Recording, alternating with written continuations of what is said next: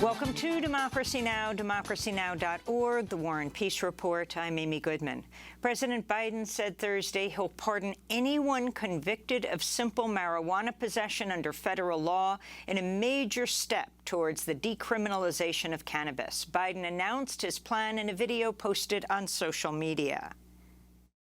I'm announcing a pardon for all prior federal offenses for the simple possession of marijuana. There are thousands of people who are convicted for marijuana possession who may be denied employment, housing, or educational opportunities as a result of that conviction. My pardon will remove this burden on them. Biden also called on governors to pardon people found guilty of marijuana charges on the state level where most convictions occur. The Drug Policy Alliance applauded Biden's move as a good first step, but added, quote, "We, however, hope that the Biden administration will go further and fully deschedule marijuana from the Controlled Substances Act." We'll have more with the Drug Policy Alliance Director, Cassandra Frederick, later in the broadcast.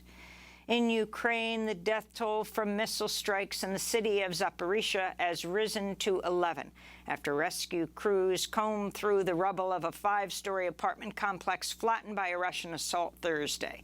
21 survivors were pulled from the blast site. Ukrainian President Volodymyr Zelensky said the death toll rose after a Russian strike fell on first responders who rushed to the site, a tactic known as a double-tap strike.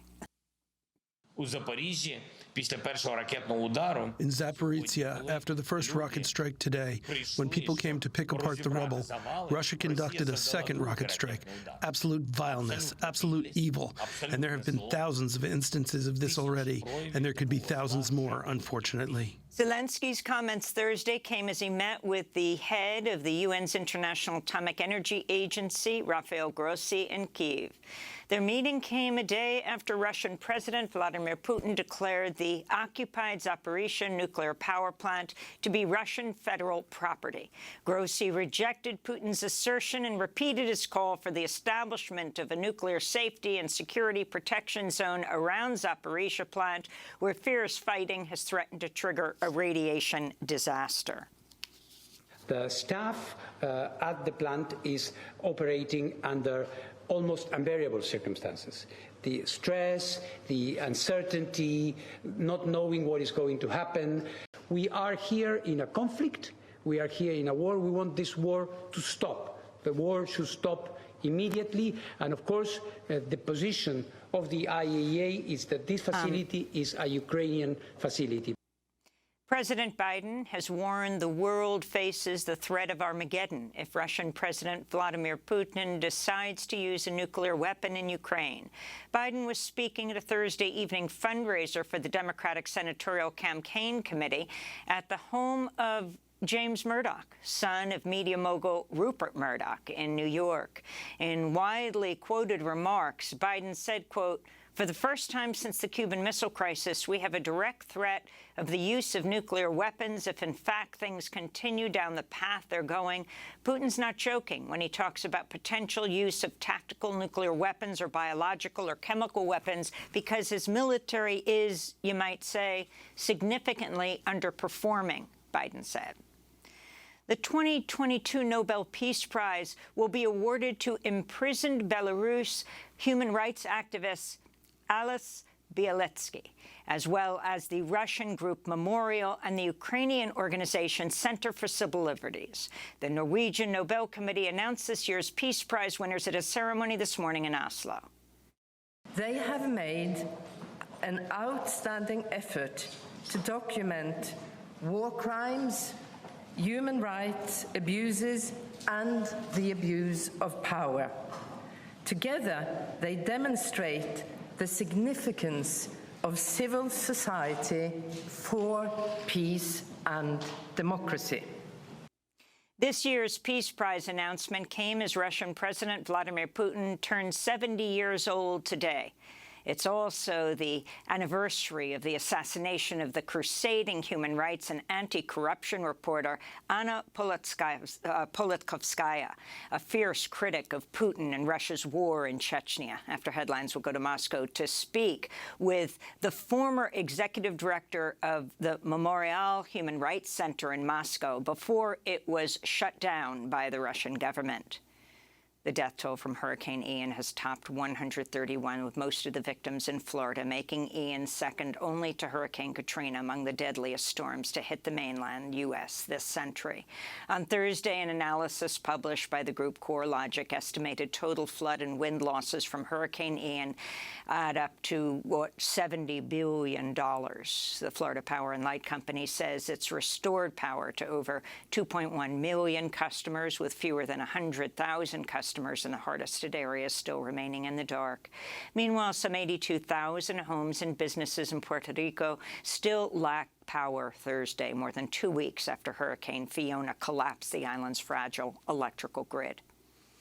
A new report finds the World Bank has financed at least $14.8 billion in fossil fuel development since the signing of the Paris Climate Agreement in 2015. That's despite a pledge by World Bank officials 5 years ago to stop supporting oil and gas projects within 2 years. A campaigner with the group Glasgow Actions Team said, quote, if the World Bank wants to be a part of the solution rather than the problem, it needs to stop funding fossil fuels and unlock billions in order to support the transition to renewable energy across the globe and end poverty and inequality, unquote. In Washington, D.C., at least 13 immigrant justice advocates were arrested Thursday while protesting this week's Fifth Circuit Court of Appeals ruling deeming the Obama-era DACA, that's Deferred Action for Childhood Arrivals program, illegal. Those already enrolled in the program are still allowed to renew their DACA, but new applicants are blocked. Advocates are also demanding Congress enact permanent immigration relief for undocumented people. DACA recipients Diana Plago and Cindy Colade joined Thursday's protests. I can't count what number of time this is that I'm anxiously awaiting on a court decision and unsure of what's going to happen, and maybe it'll ruin our futures. Like, I don't know, and it's really hard to live life that way. We want to make sure that all of the children that has been part of this country, no matter what of their paper situation or anything, that with DACA, it will help them stay and be part of this community and pay the taxes and pay everything that this country needs. In August, the Biden administration turned DACA into a federal regulation to protect it from further legal challenges. That rule is scheduled to take effect October 31st. DACA was enacted in 2012, has shielded hundreds of thousands of immigrants who were brought to the U.S. as children from deportation and granted them work permits here in the United States. In New Mexico, immigrant justice organizations report a group of asylum seekers held at the Torrance County Detention Facility have been on hunger strike since last week, protesting inhumane and unsanitary conditions. The asylum seekers are denouncing chronic medical neglect, inedible food, and horrific abuse at Torrance, which is run by the private prison corporation CoreCivic. Demands are mounting to shut down the Immigration and Customs Enforcement Detention Center following the August death by suicide of 23-year-old Kelsey Vial, an asylum seeker from Brazil. This is Orlando de los Santos, a hunger striker and asylum seeker from the Dominican Republic who's been detained at Torrance since July. Exigiendo nuestra libertad, no a la deportación. We are demanding our freedom, no more deportations. We demand to be treated equal and to be released. Aquí ningún ser humano debería estar acá. No human being should be detained here. We are being abused by ICE guards and by the guards working at this detention center. When it rains, my cell floods with water. It's full of mosquitoes, and the food they serve us is often raw. The city of Rochester, New York, has agreed to pay a $12 million settlement to the family of Daniel Prude, a black man killed by police in March 2020. Prude died from asphyxiation after Rochester police officers handcuffed him while he was naked, put a head over his head, then pushed his face into the freezing cold ground for 2 minutes while kneeling on his back. Last year, a grand jury decided not to file charges against the officers involved in Prude's death. The Prude family filed a lawsuit 2 years ago. The city of Rochester has not admitted liability in Prude's killing and did not pay punitive damages. In more news from New York, a federal judge has blocked major portions of a state law restricting who can carry concealed firearms in public spaces. District Court Judge Glenn Suddaby ruled Thursday New York's attempts to bar guns from so-called sensitive spaces, including schools, libraries, museums, and theaters, violates the constitutional right to carry a firearm for the purposes of self-defense. New York Attorney General Letitia James has promised to appeal Thursday's ruling. In Mexico, at least 20 people were killed in the southern state of Guerrero after gunmen wearing ski masks burst into the town hall in the city of San Miguel Totolapan on Wednesday and opened fire during a meeting hosted by the local mayor. The mayor, Conrado Mendoza, was among those killed, as well as his father, who is a former mayor. The gunmen reportedly belonged to a local drug gang that's in a dispute with a rival drug smuggling group. An investigation of the shooting is underway. In London, thousands of supporters of WikiLeaks founder Julian Assange are planning to form a human chain outside the British Parliament Saturday as they demand the United Kingdom cancel plans to extradite Assange to the United States to face charges that could see him jailed for life. Assange's U.S. supporters are planning a similar rally near the Department of Justice in Washington, D.C. Saturday, where they'll demand the Biden administration cancel plans to try Assange on hacking charges and 17 counts of violating the Espionage Act. If convicted, Julian Assange faces up to 175 years in prison in the United States. Federal prosecutors believe they've gathered enough evidence to charge President Biden's son, Hunter Biden, with tax crimes and a false statement related to a gun purchase. That's according to the Washington Post, which reports a final decision has to be made by the U.S. attorney in Delaware, who was appointed by former President Donald Trump.